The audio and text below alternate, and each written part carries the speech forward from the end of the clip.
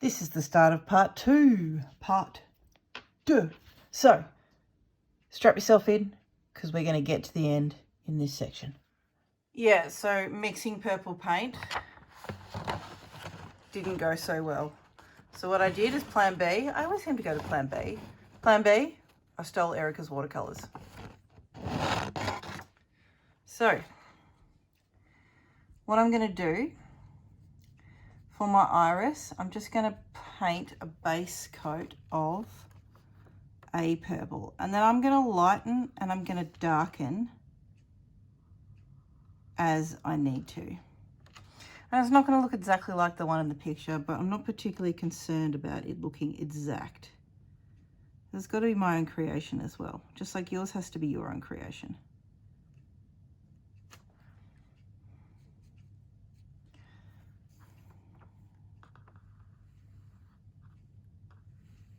And remember, it's going to look totally weird, like this set of eyes.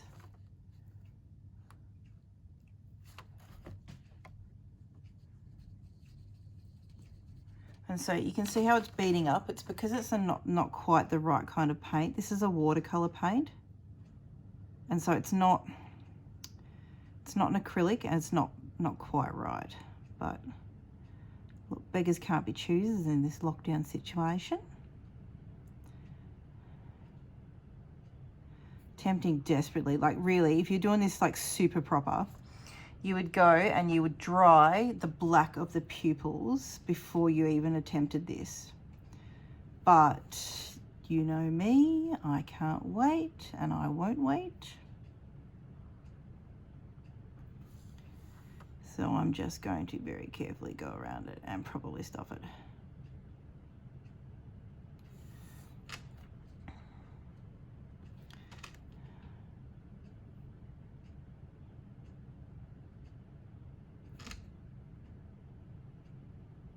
So see how I'm using the paint to sort of push up against it so I don't get my brush in it. I'll work on finessing it later. I just don't want to see any white.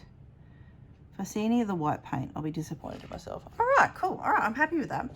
So now I have my base on, I can start sort of layering up the different graduations of color, okay? And so if you see in here, it's sort of dark around the outside, so I'm just going to put a really dark ring of just pure dark purple around the outside. This video is going to be like 100 hours long. But you can stop it and start it. Do it when you finished your maths. Personally, I could spend hours creating this kind of stuff. Just because it's fun. And even if it doesn't work, like I was experimenting with a couple of other things today that I'll show you. And one was a Japanese lolly and it didn't work, so I've turned it into sugar glass because that was fun. And then the other one, well, we'll see. I'm thinking of creating some spectacular work for the wall of Erica's room, but we'll see what happens. It might work, it might not. Okay, so I'm just layering up the lighter on the inside and the darker on the outside. I'm not worrying about this light glint. I'm not worrying about that in particular. I mean, it could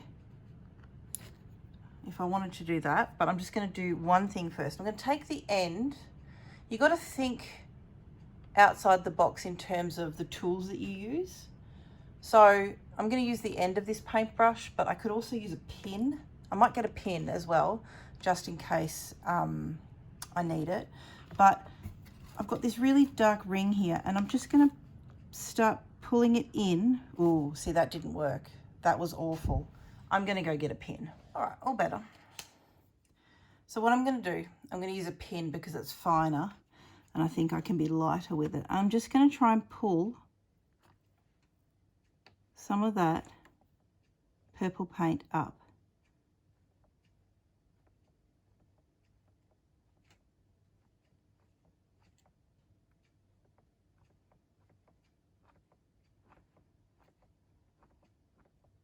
It might be a bit time consuming, but that's okay.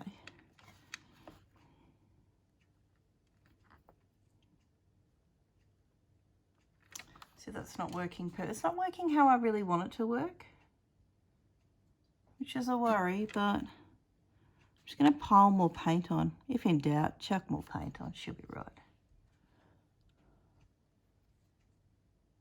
Oh yeah, I thought I'd stop videoing for a minute. I mean, how could you miss out on that pearl of wisdom? God.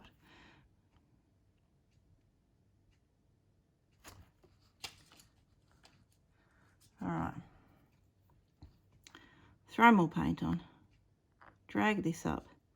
I think it's worse when I... Look, worst case scenario is I repaint the entire eyeball. Worst case scenario, I reshoot the entire video. But I don't think that's all good. I don't think that's what's going to happen. But I don't think I have the right paintbrush. All right. Regroup. Try again.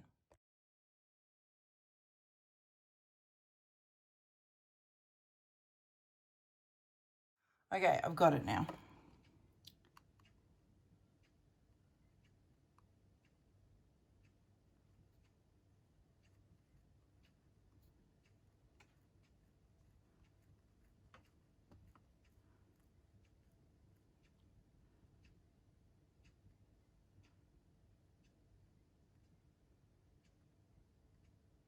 Just got to keep going until you get it. Which can take a while. Like, that's not even as perfect as I'd like it. If I was doing this for an actual, like for a friend's puppet, I'd be going a lot slower. And I'd be stressing a lot more. Okay, it seems to work better when I flick up like that. So I'm going to have to turn this around.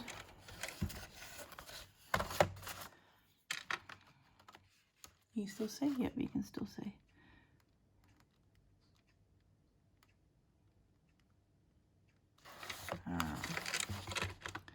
I'm liking this better with the up flick. So I'm turning it around and I'm up flicking.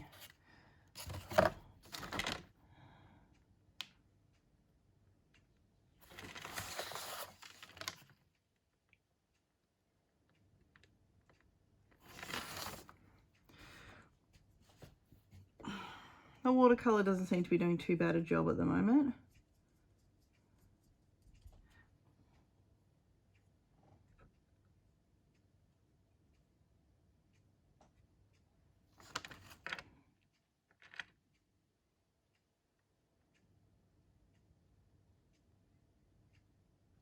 So I'm using the light to go back over it. Anyway, you get the idea. I'm going to keep playing here.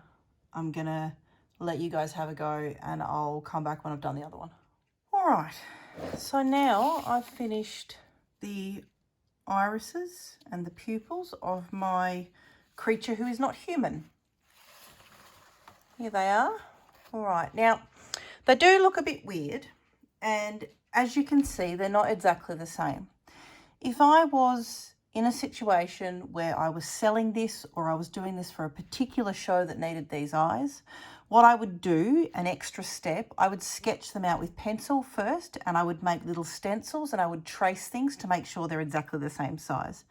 Because I'm freehanding it, I'm just having a bit of fun, so I'm not particularly worried about this one being a bit bigger than this one here. And if I really hated it, I could repaint over it and start again. So this is it for this particular part of the tutorial. I will break this down into two parts.